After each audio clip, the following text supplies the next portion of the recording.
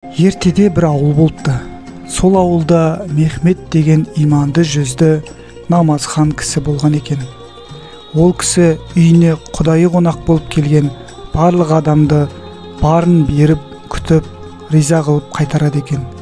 Мұны біліп алған ауыл тұрғындары ол адамды ақмақ санап, қарны ашқандардың барлығы Мехметтің үйінен тамаққа тойып алып, сыртынан ақмақ деп күліп кетеді екен. Осындай күндердің бірінде сол ауылда бір кісі араққа тойып алып, оқыс жағдайға ұшырап қайтыс болады. Мұны естіген ауылдың молдасы мен үлкен қариялары ауыр күнә жасап өлді деп жаназа намазын оқудан бас тартады.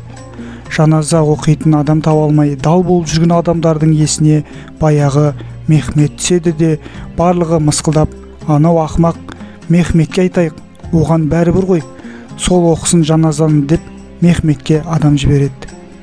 Мехмет жаназаны еш ойланбастан оқуға келісіп, ауыр күнә жасап өлген адамның жаназасын шығарып береді. Алланың құдіреті сол күні түнде бүкіл ауылдың адамдары бірдей түс көреді. Түстерінде жаңағы ауыр күнә жасап өлген адам жәннаттың бақтарында жүр екен. Бұған таң қалған ауыл тұрғындары бірден Мехметке келіп, жаназада қандай дұға оқылғанын сұрайды. Мехмет оларға кәдімгі молдалар оқып жүрген жаназа дұғасын оқығанын айтады. Көрген түстерінің мән жайын сұраған ауыл адамдарына былай дейді: мен жаназа оқып болған соң Аллах тағалаға, әлемдердің Раббысы болған Аллахым, сенің разылығың үшін сен жіберген барлық қонақтарыңды күттім, сен де менің қонағымды күте көр деп дұға қылдым дейді. Бұдан шығатын қорытынды: адамдарға Алла разылығы үшін жақсылық жасаудан қашпайық.